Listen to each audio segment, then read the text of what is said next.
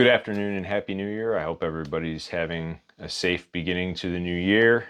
We're going to get into it with a pretty neat topic I like. We're going to discuss the Coleman 520 versus the German Esbit stove. So first of all, we're going to start off with the American 520, which comes in this rather large container. And we're going to start off by weighing it. So we're zeroed out.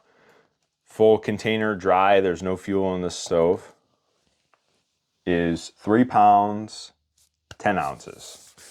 So that's dry, probably say another 40 ounces for the fuel, hypothetically. So, has this neat case. It's chrome line. Ooh, that's super shiny. You can use this as a signal mirror. This is obviously lined with tin, so you can cook in it if need be. Comes in 2 sizes. There was a second stove that we're not going to cover today, and it's a mountain stove, but it would fit in the shorter, and obviously that is not going to fit. But for the time being, this can set off to the side. So the Coleman 520 was made by a few different manufacturers. Goes by Coleman. Pretty much, this is an American made, like company American made stove, not a Coleman. So they helped Coleman throughout the war making stoves for the demands. So this one was restored by myself. You have your pedestal feet, you have your top grate for putting whatever it is, your cup, your pot, your mess kit.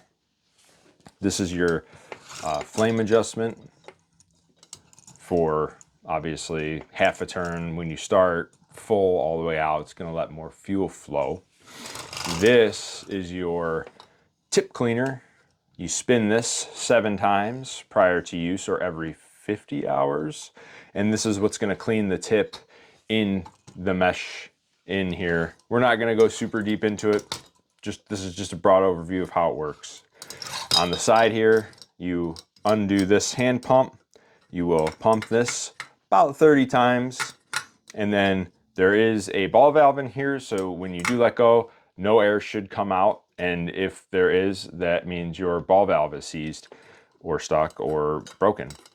So you'll tighten this down. This will lock out the air from leaving the tank. Now you're pressurized.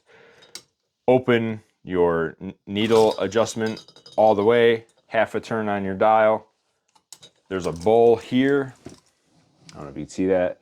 And you will take fuel, put it on that bowl, light that, and you will have this open halfway. Fuel will begin to spritz, and until this heats up, to atomize the fuel better, it comes out as solid gas fuel instead of just vapor. So it's going to vaporize once it's hot enough, and then you'll get a better burn. And then you can take your tip cleaner, and it almost acts like a regulator. You can turn it almost all the way up, and it'll dim the flame, let it full burn, whatever you want, if you want it full or not. To keep the Coleman in operating condition, there's a few parts. You got to take the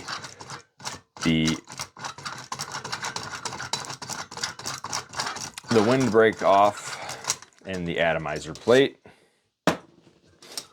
Now this is where your tip is in here. But we're not worried about that. I'm going to show you that there's a tool kit for this.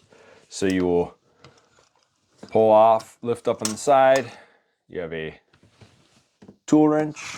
And if you pull off the round container, this holds a couple graphite gaskets, some tips, extra needles, extra mesh. So you could repair your stove out in the field.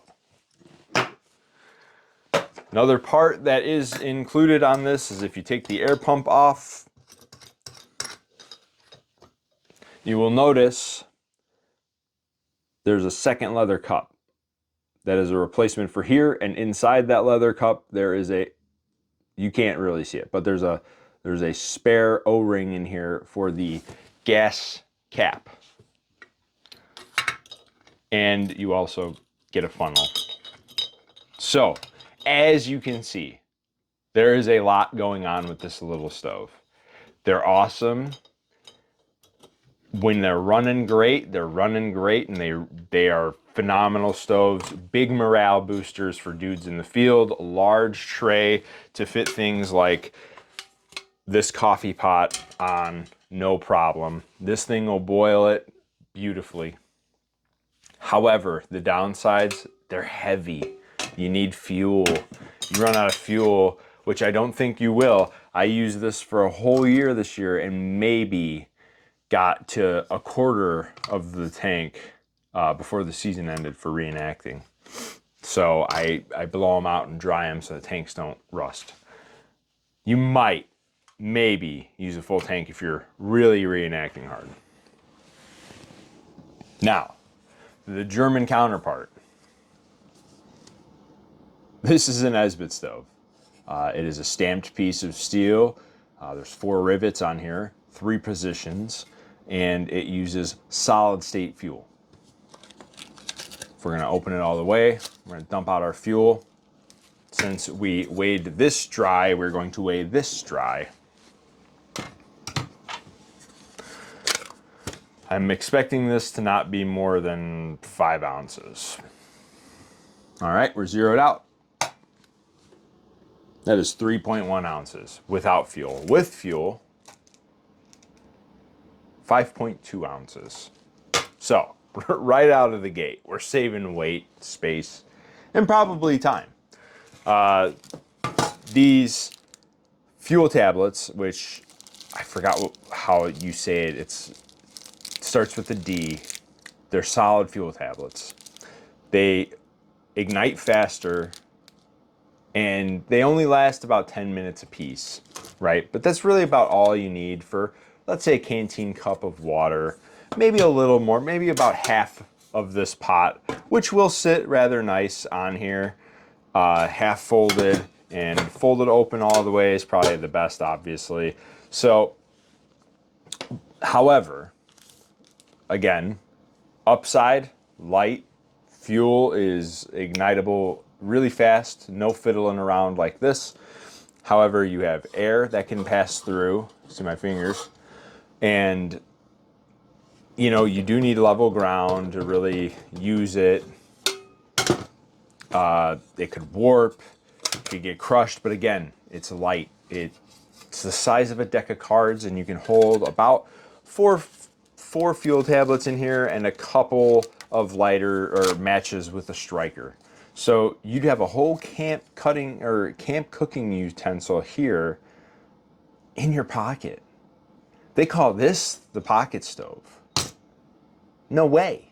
This is a pocket stove. This you could walk around in your back pocket, and it's probably smaller than most people's wallet. I don't have my wallet on me, but it's probably smaller than most people's wallets.